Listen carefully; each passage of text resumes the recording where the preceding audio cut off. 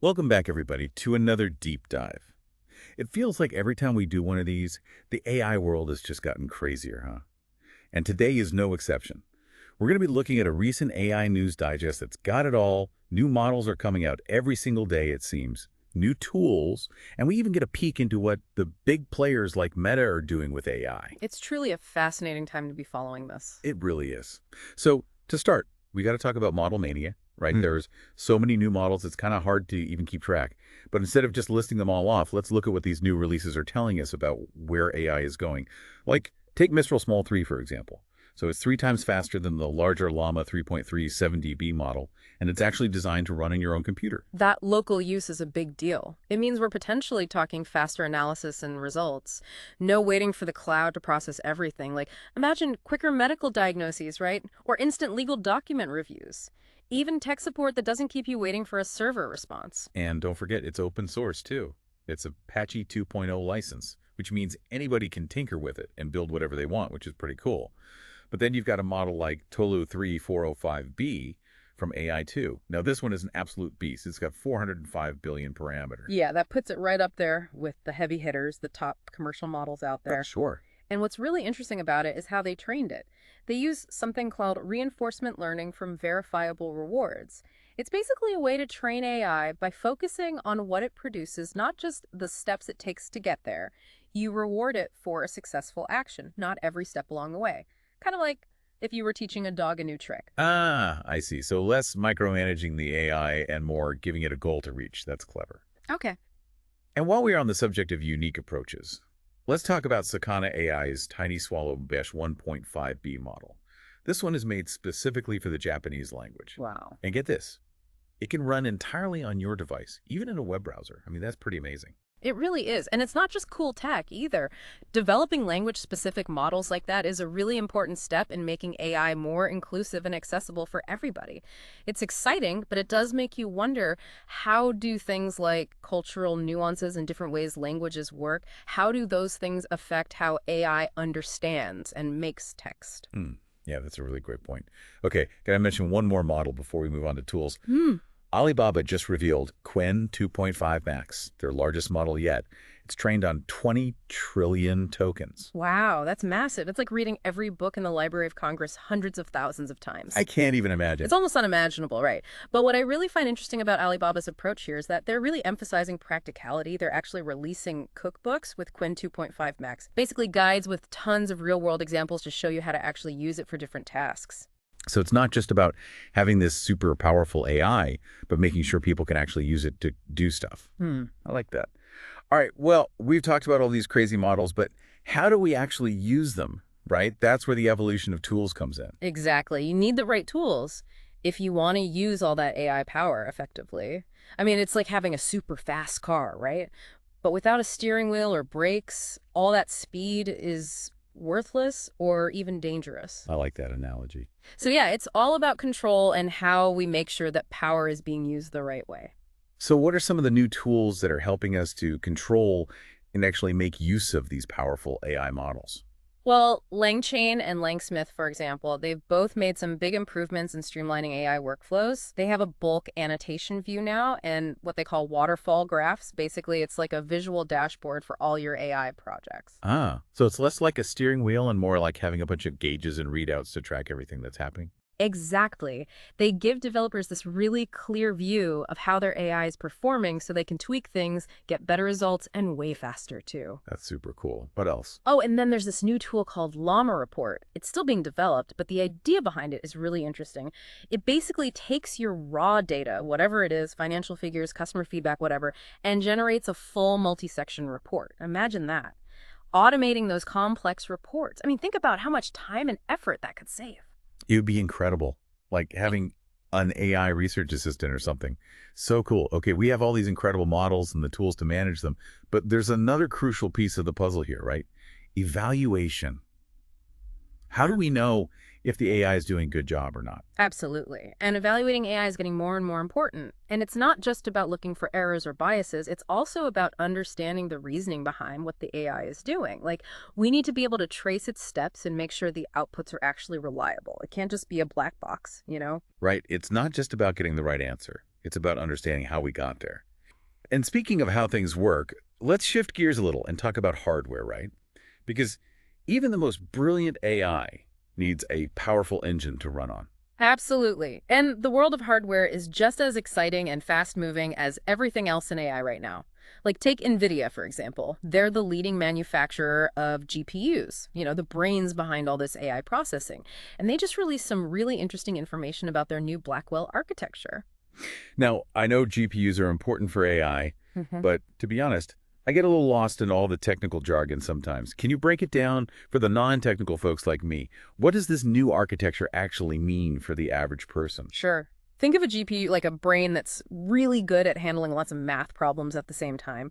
And what NVIDIA has done with this new Blackwell architecture is basically given that brain a massive upgrade. It's faster, more efficient, the whole package. So that's good news for AI development overall. Well, yes and no. On the one hand, this new architecture is definitely going to make AI models perform better, but there's a catch. It seems like FP8 training, which is a specific kind of AI training, might be less efficient on consumer-grade GPUs compared to the super powerful hardware they use in data centers. Okay, hold on a sec. FP8 training. Can you back up a little and explain what that is for those of us who don't speak fluent AI jargon? You got it. So FT8 stands for floating point 8. It's basically a way of representing numbers in a computer's memory. And it's really common in AI training because it allows for really fast calculations. It's kind of like shorthand for all that complex math that goes into teaching an AI. Got it. So this new architecture might make FP8 training less efficient for consumer-grade GPUs. What does that mean, practically speaking? Well, it means the gap between what's possible on your average home computer and what they can do with those massive data centers might be getting bigger. It raises some questions about who can actually afford to train and develop these advanced AI models. It's not just about having a great idea anymore. It's also about having the resources. That's definitely something to think about. And speaking of resources, there's another factor that sometimes gets overlooked in all this AI hype: cost.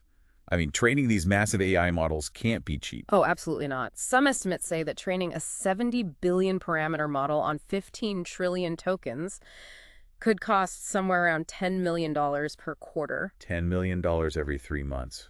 Whoa. That really highlights the scale of resources that are needed to even play in this AI game. It does, doesn't it? And it's only getting more expensive. That's one of the big challenges facing smaller developers and researchers right now. It's really a game for the big players right now. Speaking of which, let's talk about how one of the tech giants is tackling all this: Meta. Okay, let's dive into Meta's strategic play.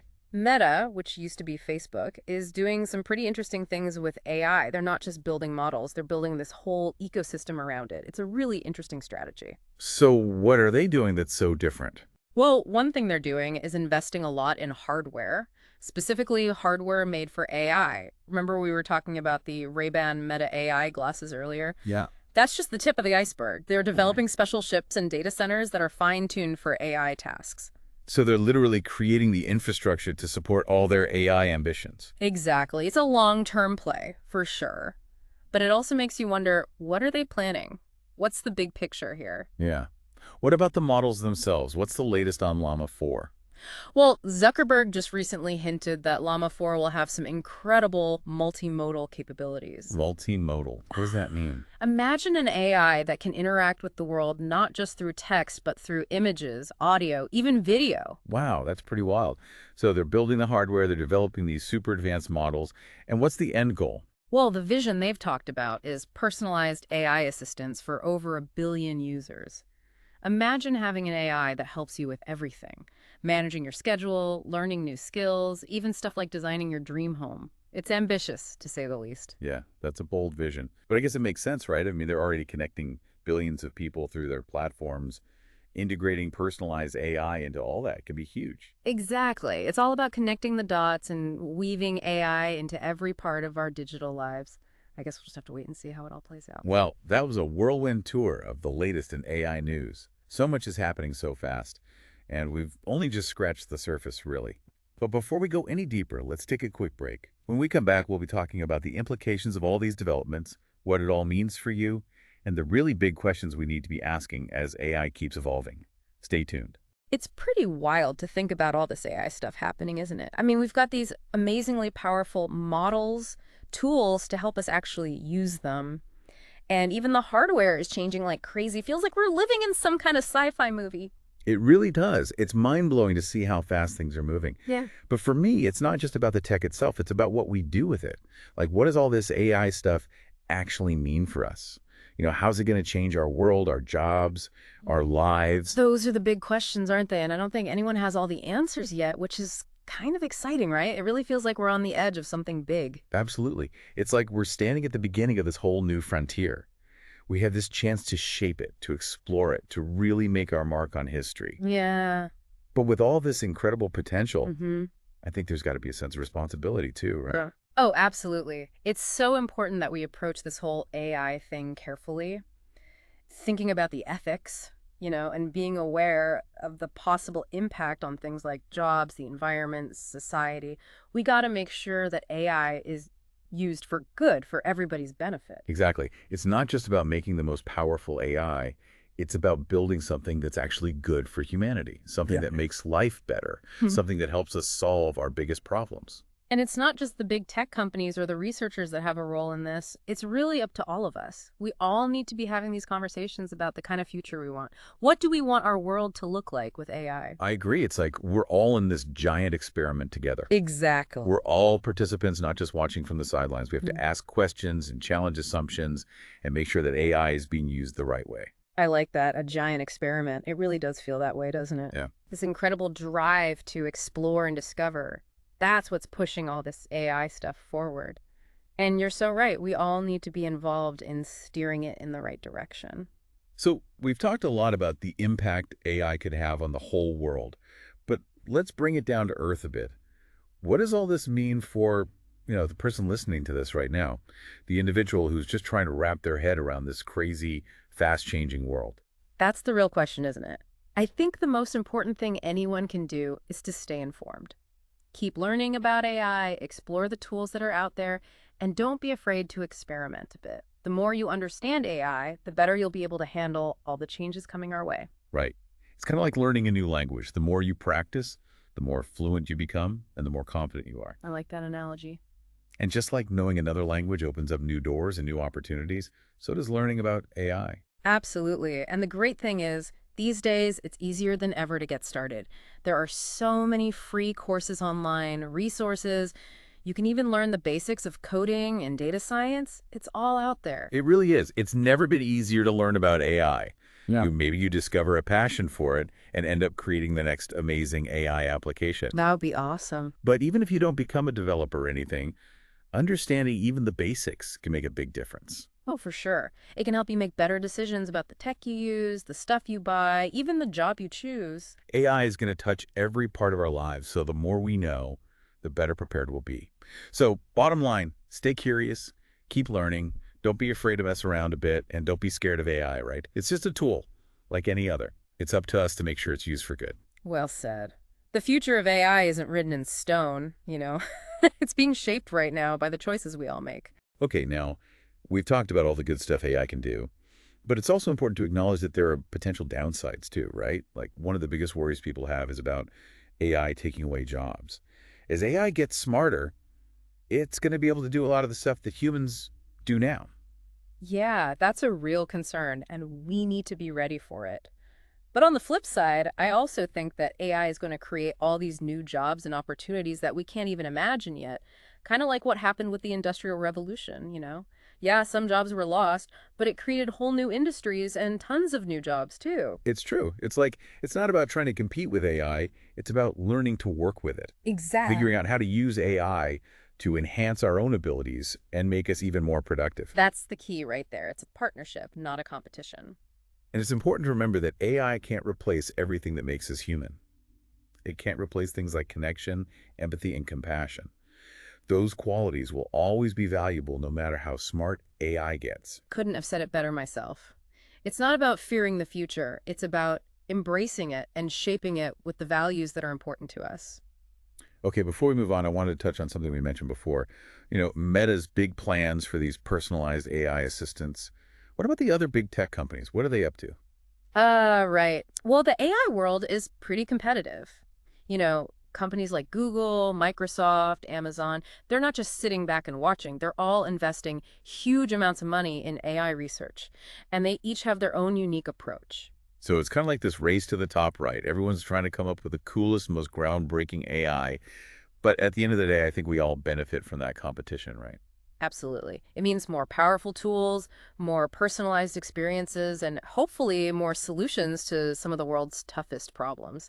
That's what I'm most excited about, the potential for AI to really make a positive impact. Yeah, that's what it's all about. And I think one of the most important things to remember in all this is that diversity is a good thing. Oh, I agree. The fact that we've got all these different players with different ideas and values and approaches, it's what makes the field so vibrant and interesting. Yeah, it's like a healthy ecosystem. You've Hmm. got all these different species, each one contributing something important, and that diversity makes the whole system stronger and more adaptable. Beautiful analogy. And just like in nature, that competition in AI can lead to incredible innovation, new breakthroughs, new ideas, and a richer, more diverse AI landscape for all of us. Exactly. The key, though, is making sure that this competition stays, healthy, Exactly. driven by wanting to make the world a better place, not just by wanting to be the biggest and the best. Well said.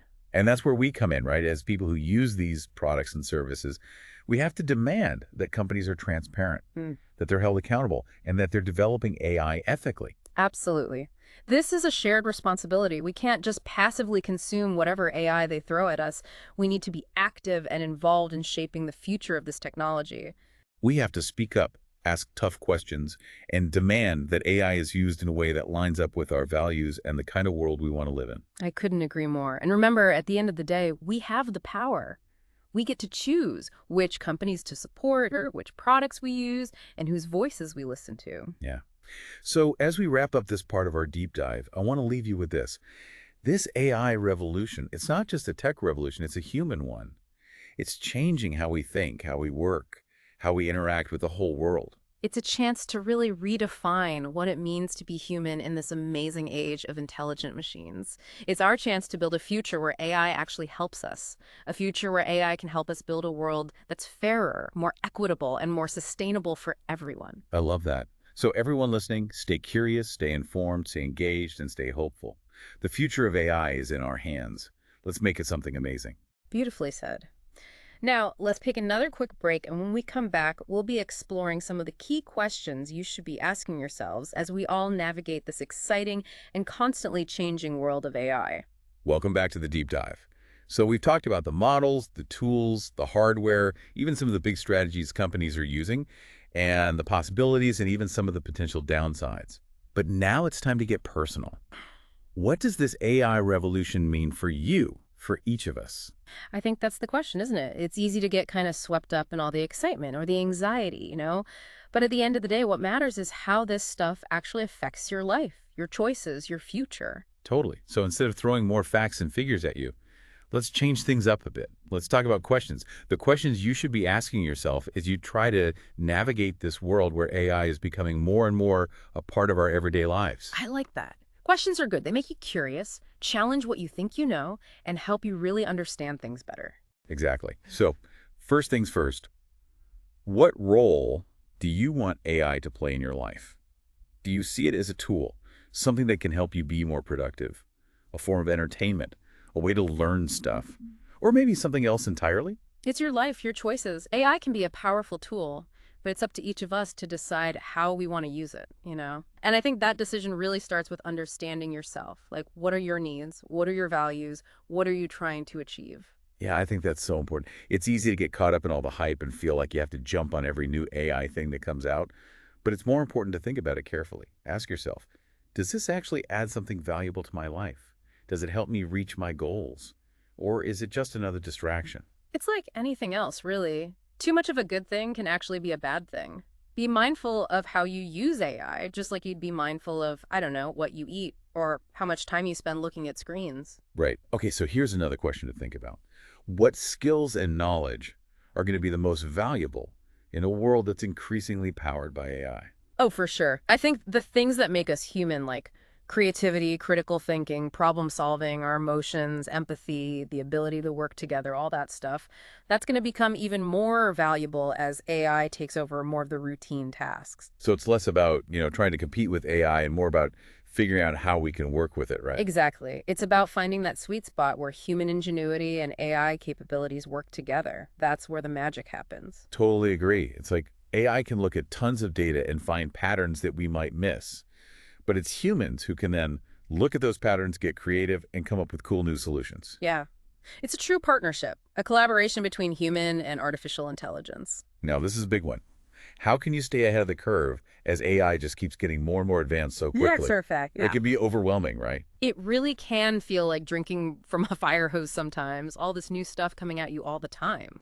But here's the thing, you don't have to become some kind of AI expert to stay informed. There's so many ways to learn about this stuff. Online courses, podcasts like this one, tons of articles and books, whole online communities. It's all out there, and a lot of it is even free. Absolutely. Make it a habit. Even if it's just for a few minutes each day, read an article, listen to something, watch a quick video. The key is to stay curious and keep learning. And don't be scared to get your hands dirty. Play around with some of the free AI tools and apps. Just see what they can do, figure out how they work, and think about how you could maybe use them yourself. It's the best way to learn, really. Hands-on experience is always the best. You're Okay, last question. This is a big one. What kind of future do you want to create with AI? It's so easy to get caught up in all the doom and gloom headlines, like robots taking over the world and all that. But ultimately, we decide what the future of AI looks like. Wow, that's such a powerful question to think about. And you're absolutely right. It's not about just sitting back and waiting to see what happens. It's about being proactive. It's about making choices. Like, what values do we want to see built into our AI? What problems do we want to solve? What kind of world do we want for ourselves and future generations? Yeah. I mean, do we want AI to help us tackle climate change, cure diseases, improve education, make our societies more inclusive and fair for everyone? Exactly. Those are the kinds of questions we need to be asking ourselves. Because the choices we make today are the ones that are going to shape those answers. So as we wrap up this deep dive into the wild world of AI, just remember, stay curious, stay informed, stay engaged, and most importantly, stay hopeful. The future isn't set in stone. We have the chance to make it something truly amazing. Thanks for joining us on this deep dive. Until next time, keep exploring, keep learning, and keep asking those big questions.